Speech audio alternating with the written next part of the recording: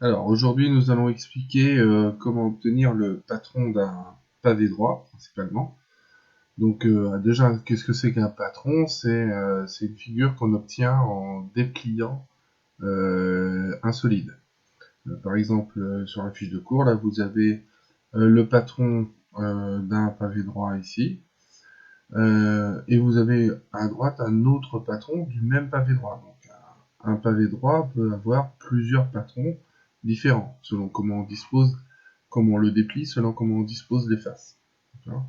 Alors de la même façon, on peut obtenir, ce qu'on a mis ici, pour aller plus loin, on peut obtenir le patron d'un prisme droit, ici à base triangulaire, donc on a deux bases parallèles, qui sont des triangles.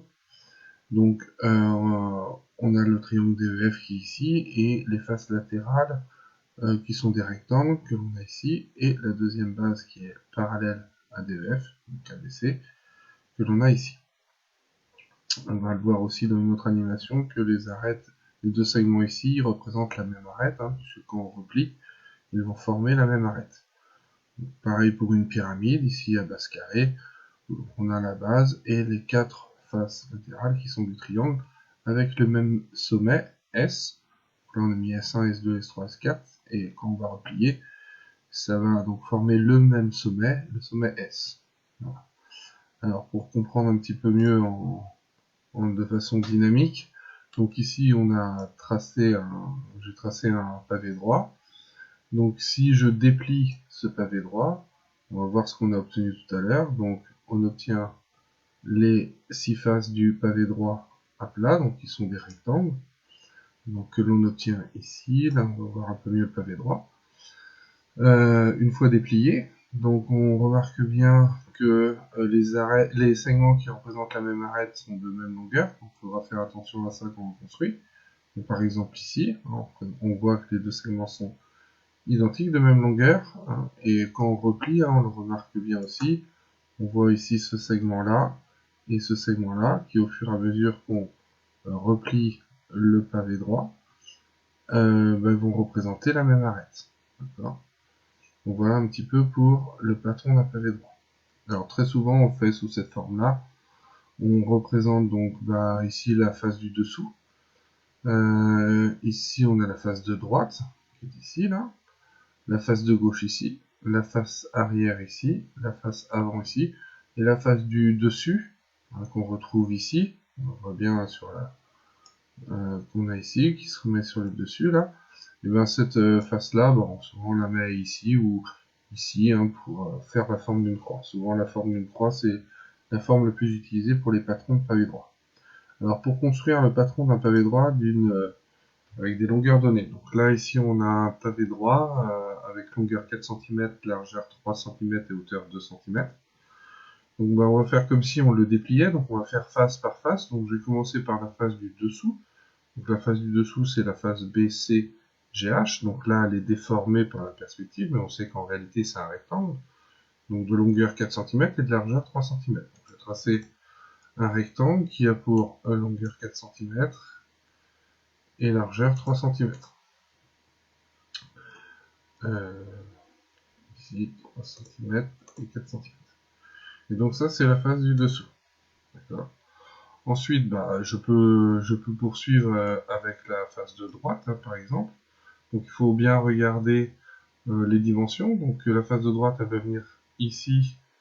Donc la longueur c'est 3 cm et on voit que ça va être la hauteur qui va correspondre à la hauteur du pavé droit qui va correspondre à sa largeur. Donc 2 cm. Donc ici, on va pouvoir tracer cette face-là, donc qui est la face de droite. Alors j'ai mis des codages pour indiquer les longueurs égales. Donc ici on voit bien qu'il y a 3 cm qui est commun aux deux. J'ai mis deux petits traits pour le codage. Pour le codage du 4 cm, j'ai mis deux petits chevrons comme ça, et pour 2 cm, trois petits chevrons. Ensuite, on peut faire la face de gauche qui va être identique à la face de droite, avec les mêmes dimensions. Donc 2 cm et 3 cm pour la longueur. Donc ça va être la face de gauche. Donc, identique à la face de droite. Si on prend la face arrière maintenant, donc la face arrière c'est la face EF GH ici, donc de dimension 4 cm pour la longueur, 2 cm pour la largeur. Donc, on va la mettre ici, là. Donc en rouge mis